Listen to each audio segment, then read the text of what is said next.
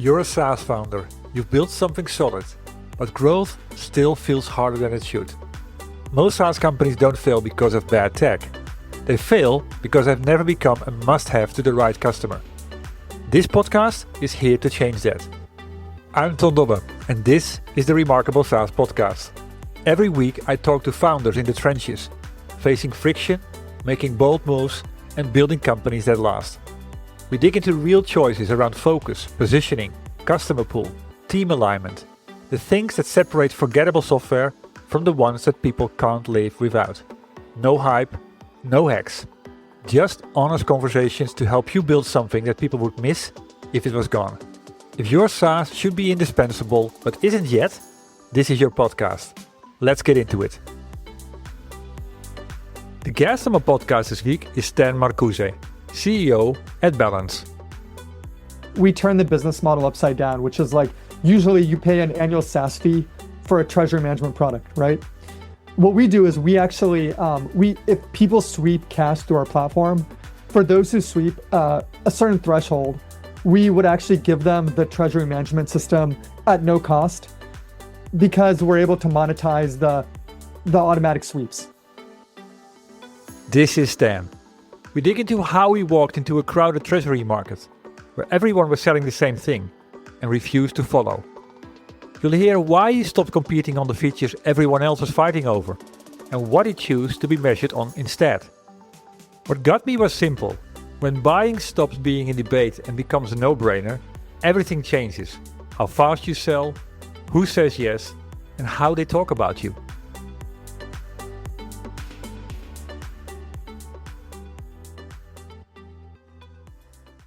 Well, hi Stan. Thank you for making the time available today and being the guest on the podcast. Thank you for having me. Pleasure. We're just having a little bit of a chit chat about the origin of how this all started. Today we're going to talk about your business, Balance, and how it triggered me with my history. But to start, what drives you? What gives you energy as an entrepreneur?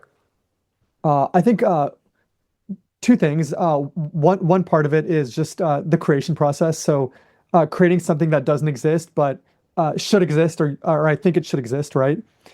So that's the first part of it. And then the second part of it is putting the product or service in front of customers and solving a big problem for them, right? So it's creating it and also getting the reaction of the end user because you're solving a significant challenge that they're experiencing. I love how you put that, by the way. Getting that reaction. I mean, you don't hear that enough. I mean, if people build their roadmaps and they create new functionality and release it, how often is it measured by their reaction? It's interesting. But I mean, that's the right angle to have. Solve a big problem, get their reaction, and then the whole creation process is where the fun starts. I like that. So, bridging that to your company, Balance, what's the big idea behind it? What was that problem that you wanted to solve and get a reaction for? Sure. So Balance essentially is it's a treasury management system. So at its core, we do three things. Number one, we go to businesses, we connect to all their banks, so we unify their visibility of their banking data across all of their banks. So if they use 10, 20, 40 banks, thousands of accounts, we can show everything in a single interface. So that's number one, connectivity. Number two is visualization and management. So it's the ability to make sense of all that financial data, right? To organize it and create meaningful reports, charts, tables. So that's number two, right? So management. And number three, large mid-market and enterprise companies typically have excess cash. So they have like operating cash reserves. And those reserves are notoriously hard to put to work. So usually they earn 0% somewhere in a checking account, a business checking account. And so the third part is to make it seamless to put that money to work and earn market interest rates without having to go outside of the platform. Okay. So the big problem was at the end that so many companies have that non-working cash and you give them a way to do that without changing everything underneath there. Because you're sitting on top of banks, et cetera, et cetera. Yeah. Right. So that's how we're different from a lot of other organizations that generate yield is that we're not a bank, we're not a neobank, and we don't intend to be a bank. We sit on top of the existing banking infrastructure. Yeah. Yeah, and I can imagine that in certain industries, this is big money, and the value proposition becomes yeah an easy one to decide upon. So, what conversation started it? Because I see that you have been starting or been founding or the CEO of 4 companies before Balance: Joyride, Parts Market, Amalgamated Logistics, and then last but not least, Universal Pacific Properties. What got it started? Yeah, so I graduated from business school in 2010, and my first job out of business school was in private equity, private equity finance. And during that time, the housing market in the U.S. hit rock bottom because of the foreclosure crisis. And so a friend from college, we started buying foreclosed houses and then later multifamilies, right, in California. And in 2013, I wanted to get into the tech industry. Tech was growing, and so I started 2 tech companies, both of them in the automotive space. One of them I started in 2013, sold it in 2019. Another one started in 2020, and that was acquired in 2022. And then after that experience, I really wanted to get back into finance, get back into real estate, which I had been doing on the side for over a decade before that. Mhm. And so I thought I'd combine my real estate experience with a pain point that I had experienced in real estate, which is number one, being able to see what's going on with all the bank accounts of all the different properties that we had invested in. And number Yeah. two, when the cash balances of those properties exceeded reasonable thresholds, uh, put that money to work. Now, I had tried to put that money to work by opening high yield accounts at different banks. It was just very, very difficult and high friction. And so I thought there must be a better way to unify visibility and to put the money to work you know, without opening different bank accounts, switching banking providers, et cetera. So you live the problem yourself. That's yeah, what better That's way to right. start a company that? And so I see that there's sort of a couple of things mixing in there. There's the creation of software companies and then using that knowledge how to do that combined with something that you've been doing at the end for well over 16 years now. Because I mean, I read them in a certain order, but I realize right now that indeed you started yeah the property business already in 2010. Yeah. Interesting. Okay. Yeah, I mean, talking about then the business that you started, Balance, 2023, AI was of course already coming. I mean, from all the learnings from the 3 previous software companies and then combining that into the problem that you had with the property business, what was a thing that you now see as a fundamental decision that is yeah helping you now with where you take the company? Yeah, I think there are a lot of decisions that transcend industries and transcend business models, right? And so, for Mhm. instance, um, like the people who you start the company with, your partners, the types of customers who you're serving, et cetera. But actually, I want to, you know, when we sold our second software business in 2022, Mhm. I knew I wanted to get back into real estate finance, um, build some sort of software product, and really the decision for me came down to 3 factors. And I actually, after selling the second business, I made a criteria, like a 1 page list of criteria of, uh, you know, these are going to be the criteria for the next business I start. And I was able to distill that down into 3 things. Okay. Okay. The first thing was uh, work with people who you like, right? So, so in businesses and startups, there are a lot of ups and downs, and the destination is unpredictable, right? So you can't control for where you're going to be in 5 years or 10 years, but you can Yeah. control for your everyday experience, right? And so I thought, you know what? I'm going to control for what I can't control for and work with people who I like. That's number one. Number two, another thing that you can control for is what you learn along the way, right? So the second piece of criteria is keep learning and learn things that are interesting and valuable to you, either valuable to you personally or valuable to you in the future of your career, right? So that's number two. And then number three is it's a very basic one, but one that I think is often overlooked, which is sell products or services to people who have money and are willing to pay for them. Because when you're selling to people who either don't have the money or aren't willing to spend the money or expect to get something for free, then that's a very high friction path when starting a business. Exactly. I call it pricing power. Yeah, Yeah, exactly. yeah. It's I mean, a lot of people can buy a product, but if it's a nice to have, they're not willing to pay. Maybe if you bend their arm twice, but if it's so real that they almost pull it out of your hands, and that's maybe overrated, then yeah, then you're on the right way. I want to dig into that a little bit later. So I like how those early decisions. I mean, it's almost like first principles, three first principles to start running a company. Uh, what has that brought you right now? Is that, I mean, is there one concrete example where you say, hey, this is how they work together in a way I couldn't expect?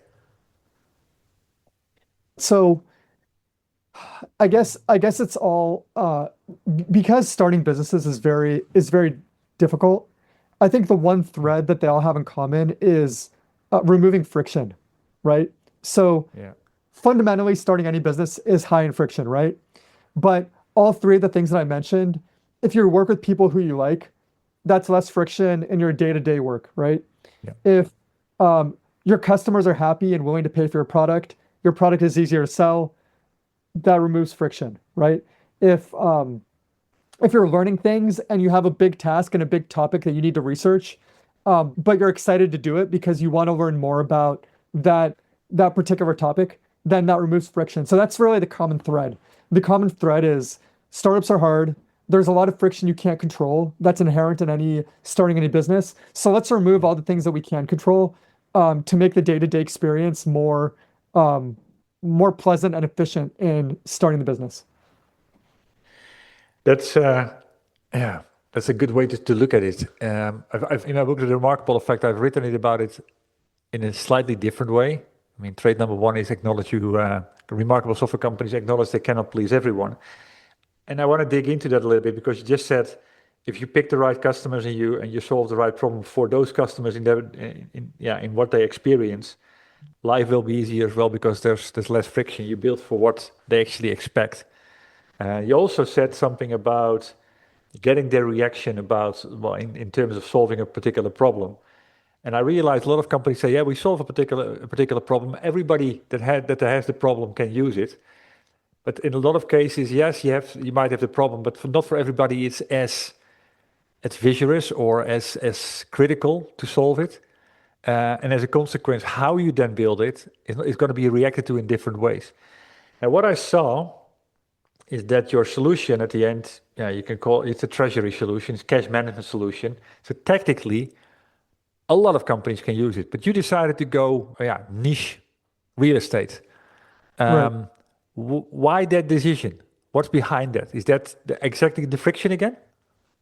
Yeah, so I think it was driven by a few different things. So firstly, I had experience, like inside experience from my real estate investments. So I understood why the challenge was particularly acute in the real estate space. So that was number one.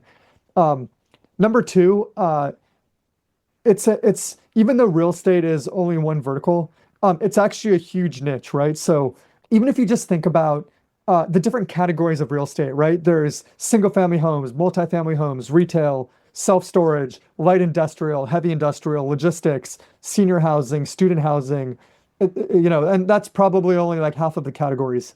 So it's Sure. actually it's one vertical that has numerous sub verticals that you could go after, right?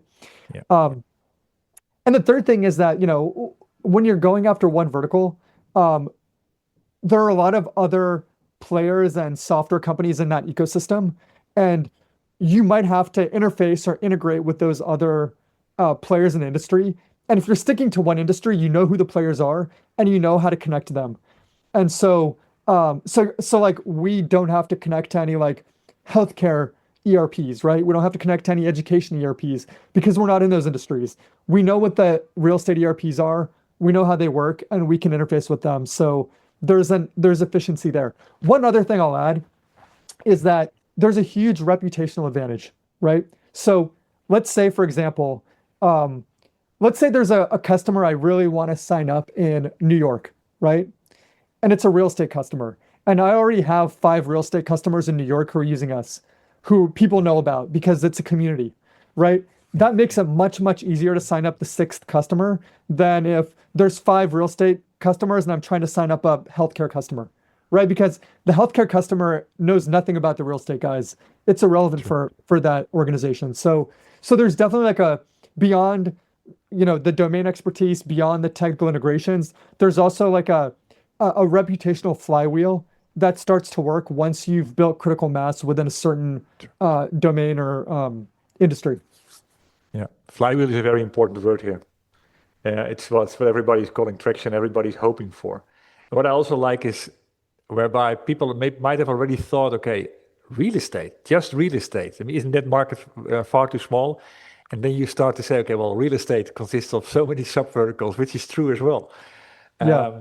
And then there's also like construction and there's Yeah, real yeah, estate finance companies. There's so many of these, and they all kind of, they all know each other, right? They know who, so there's a benefit there.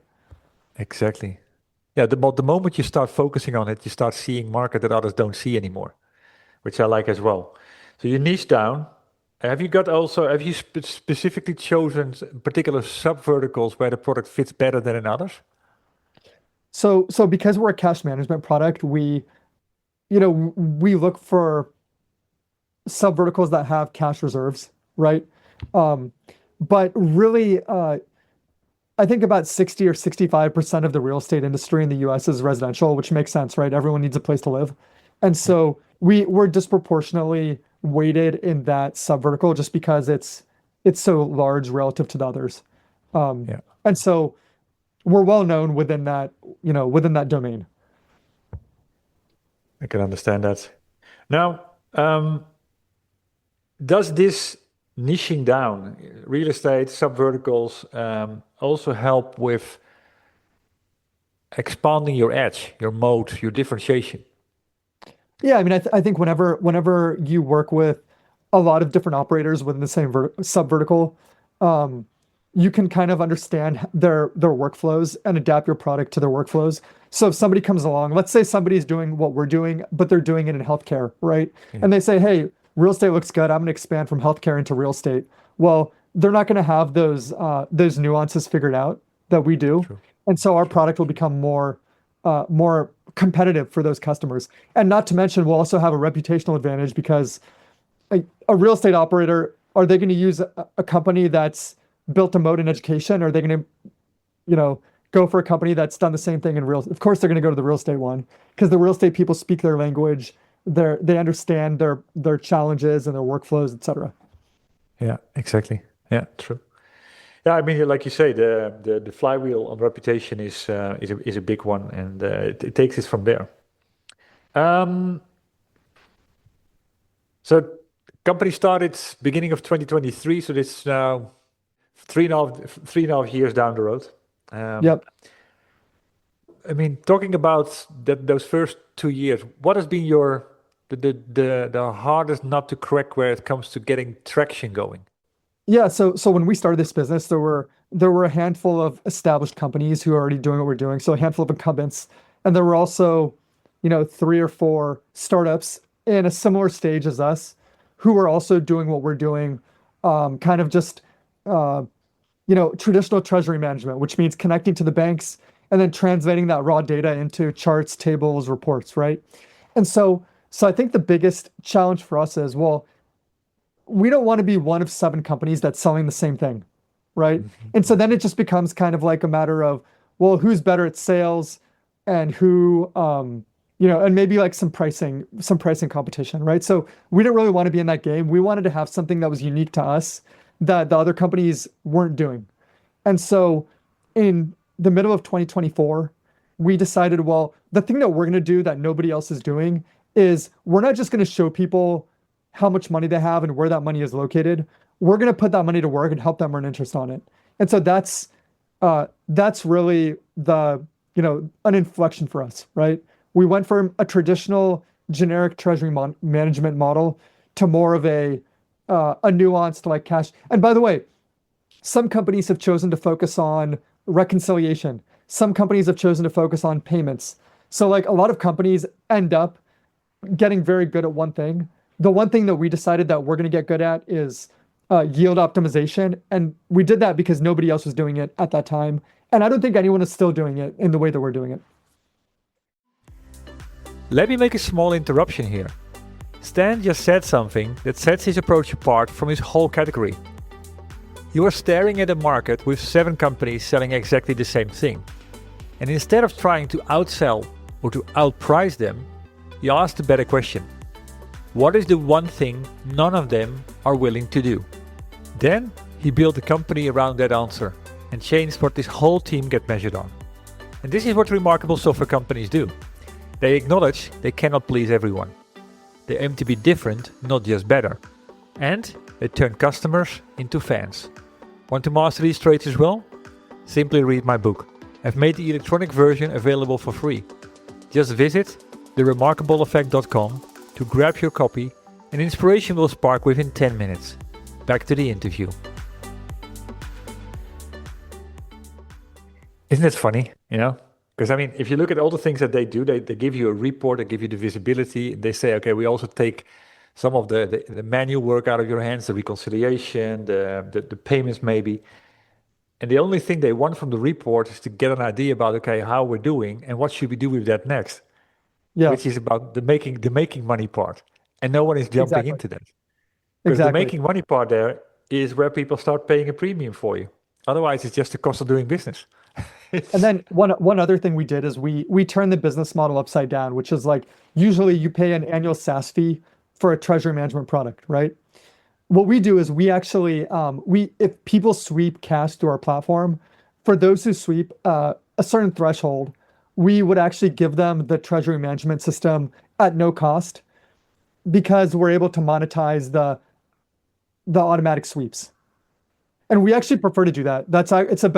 It's better for the customer because we're sending them money instead of them sending us money. And it's better for us as a company because if you're a SaaS business, every year you have to send an invoice to the customer. Every year the customer is going to debate, well, is there a price increase? How much is the price increase? Is it reasonable? How many people are using the platform? Is it worth the money that we're paying? Should we be looking at competitors, right? So these are all, when you renew a subscription product, these are all like factors that you might take into consideration. Whereas if you're just using us and earning money, and nobody else is competing for that, right? Like we don't have to send you an invoice. We're paying you, and then everybody's happy, right? Because we're making our piece on the sweeps, and you're getting a monthly check for the yield that you're generating. what has that done to your position in the market in terms of when it was competitive? I mean, has it changed sales cycles? Has it increased deal value? Has it increased win rates? What has been the effect of that decision? Yeah, all those things. I mean, the sales cycle, people, um, organizations sign up for our product like on the first call, right? Um, Because it's a uh, no-brainer. that's a no-brainer. Sales cycles are very short. Much easier to sell, much faster. I mean, it's really done tremendous things to our business compared to the traditional SaaS model. And it all comes down to measuring your success by the impact you help your customers create. I mean, that's the whole thing in a nutshell. Remarkable. I mean, so many companies think about it and will never do it because they say, "Hey, why should I give customers money?" But Right. it becomes a flywheel, and you're proving it here. And it's about an outcome that they desire, which is trait number 2 in my book. Offer something valuable and desirable. One other thing that I'll mention is that oftentimes when customers are buying a SaaS product, the ROI is very intangible, right? It's like, well, we're going to make your treasury department more efficient, right? So we're going to save you 10 hours a week and an hour's worth $100 to you, right? So that's like $1,000 a week times maybe you're working 48 weeks. So we're saving you $48,000, right?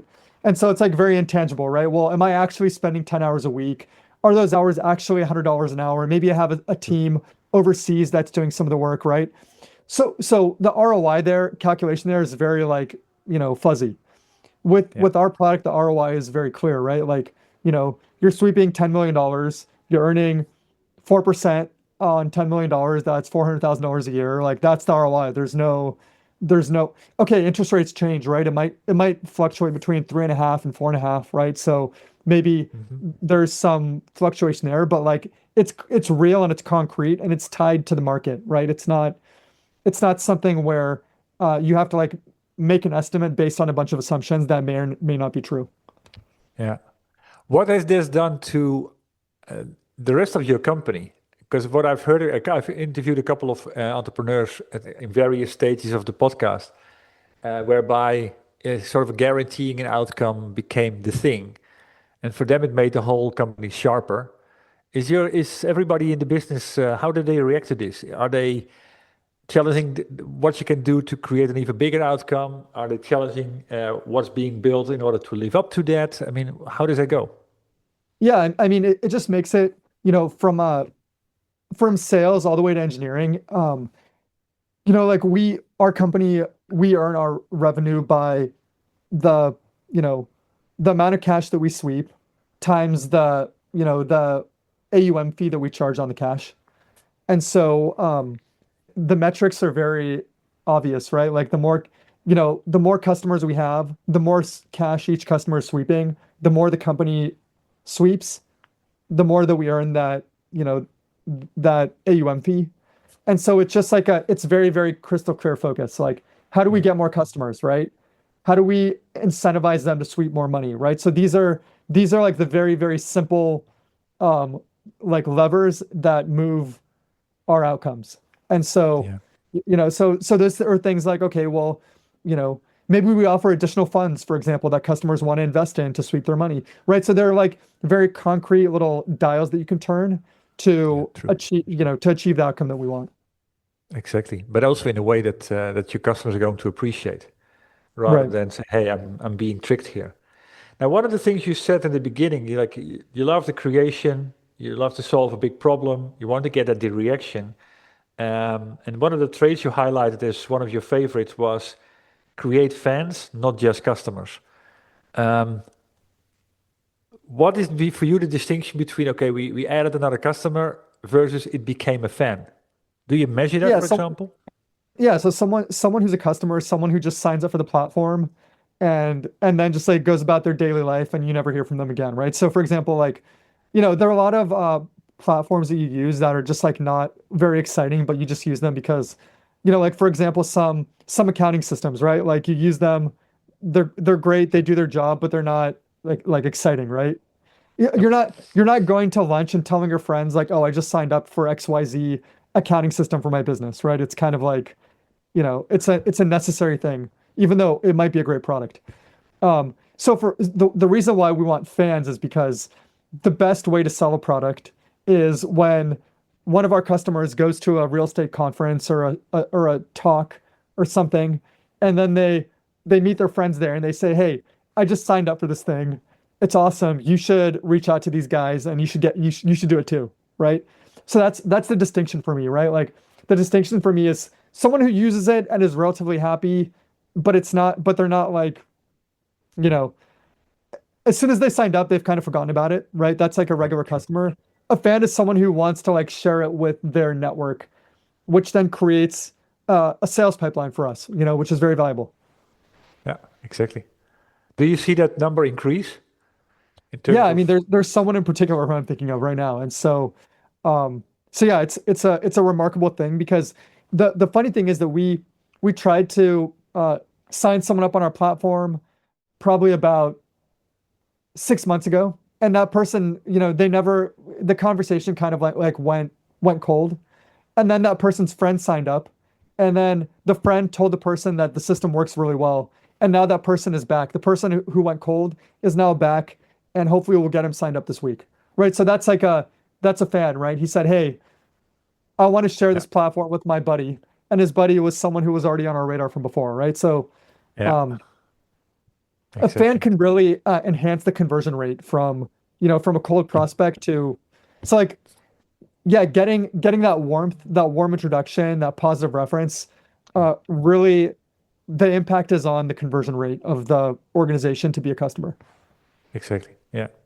That's invaluable. And like you say, it's because people know each other in the real estate industry and in the sub verticals. This is also way easier to multiply or to get going because they know each other. Right. Um, if you would build, I mean, now what you know right now, 3.5 years down the road, if you would rebuild a company from scratch, would you do anything different in terms of how you position it or how you would go about this, creating the traction you have today? You know, I think with a lot of companies, the the original company that they start is not exactly the piece of it that ends up gaining traction. And there's some very famous examples of that, like Slack. I think Slack was originally like a video game True. Yeah. company.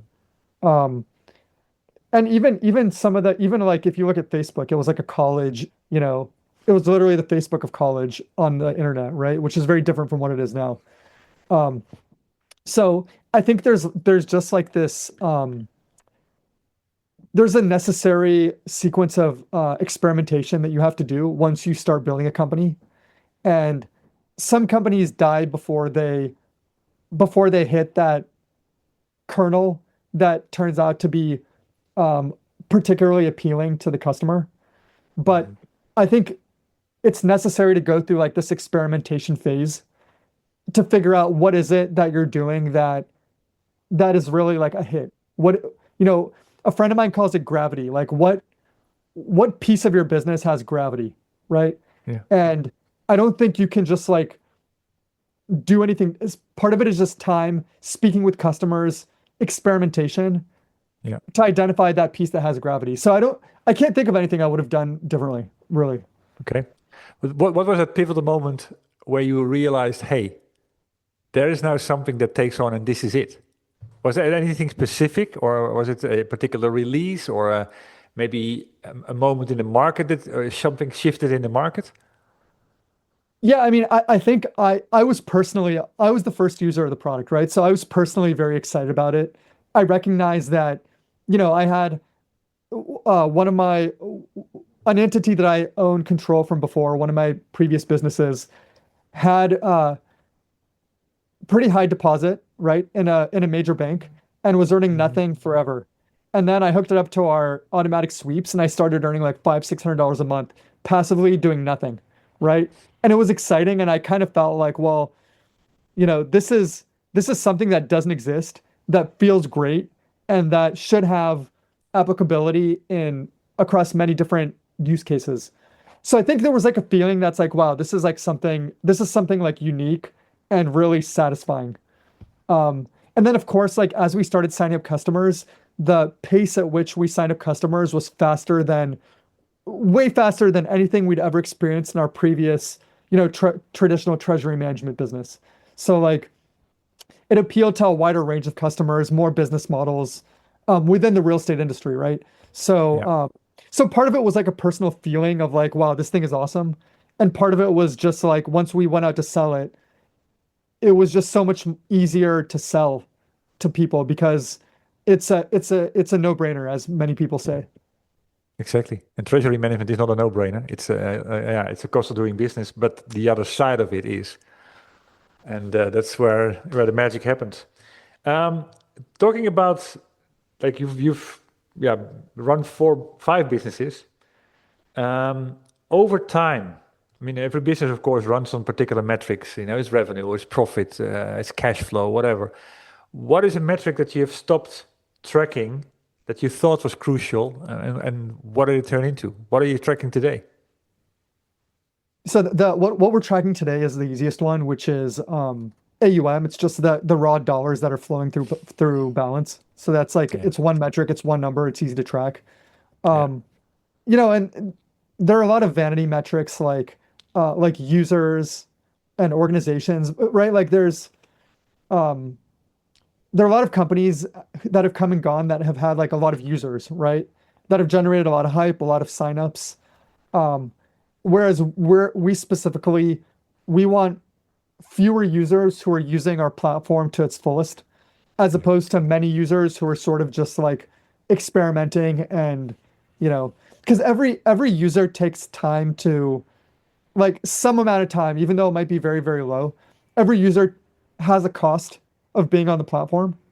And Yeah, so that's, you know, if they're not generating AUM, they're not helping us meet our goals, which are our financial goals. So that's like a yeah, metric that's like less important now, right? Like the number of users. So, it'd be better to have like 1,000 users that had really high AUM per user than to have 1 million users that had like very, very low AUM per user. exactly. Yeah, true. Is it also how you qualify companies? Do you sense that in an early way? Yeah, typically. And we also the way that we do sales and marketing, we target companies of a certain size so that like our platform's not really intended for like small businesses or for True. people who have like home run businesses. It's not for that, right? It's really for mid-market enterprise institutional type of funds. It's the fund, So the size of the funds matter. Yeah, yeah, so those are the people that we go at. Now we have some funds that are like smaller, right? Which is fine, but yeah, we've tried to stay away from like the small business category. gotcha. For good reasons. I mean, it makes sense because it's always about, and goes back to the earlier conversation, the pricing power. You might be able to solve a problem for them and they get some value from it, but what you really do that the others get excited about, that become fan about, is never going to make them a fan because yeah, it's just not impactful enough. Exactly, Um, exactly. Let me see, two more questions. Um, from the four ventures that you've done before, what is a lesson that you've learned that you still benefit from today? Is there anything that you say, hey, so glad I learned that? Yeah, I mean, I learned that, broadly speaking, no matter which business that you're in, if you're working with people who you like and people who you Yeah, enjoy spending time with, then it's worth it. Then it's an enjoyable experience and it has a higher likelihood of success, I think. yeah, yeah, So yeah, that's a broad lesson to take away from all these different businesses I've started. yeah. Um, It goes back to the friction story that we touched upon in the beginning. yeah, exactly. Yeah, And then, the other lesson, of course, is businesses where you're selling to people who have money, or those are also um, less friction, more enjoyable to operate those exactly. businesses. Yeah, exactly. Yeah, it's sometimes people keep chasing other people or chasing companies, and it will never be a deal because the urgency is just not there. There might Right. be something that you can do there, but if the urgency is not there, yeah, I talk about it as a triangle in my book. It's how valuable is the problem you solve? How critical is it? These two really are important together. And the last one is what is your ability to exceed expectations? Because if that's not the case, then you are like the other options they have, and it's still going to be a battle and ending up in a discount race. One thing that actually come to mind because you sold your business a couple of times. What is a big lesson that you've learned from that? So possibly, if you ever sell balance at some point in time, that you say, "Hey, I'm not going to make that mistake," or I'm going to double down on that, for example. Without getting into details, I'd say like when selling a business, um, especially to a financial buyer, right? Like a private equity or an investment firm or something like that. I would say that um, if you have earnouts or tiers or things like that, it's really important to optimize for the cash that you get up front rather than, certain goals or, you know, earnouts or things that happen in the future, right? So cash today is more valuable than a promise of cash sometime in the future, depending on different conditions that the buyer puts forth.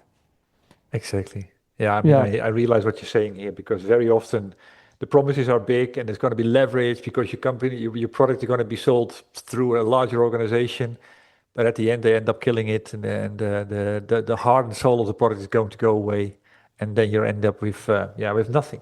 So I get that point. That brings me to the last question. Other founders listening to this, um, people that are CEO of a software company, what would be a do and what would be a don't that you'd like to share with them from your own experience? I do from a SaaS software perspective is become very knowledgeable about a certain niche or industry or sub-industry that you care about, that you actually enjoy learning about, right? Because um, I think most people who start successful companies actually care about the subject matter of the company, right? Yeah. So if you care about a company where you want to start a business, just become an expert in that company before you even write any code or anything. Or if you are already a subject expert, like, you know, that's a bit of a different story, but just that's the do.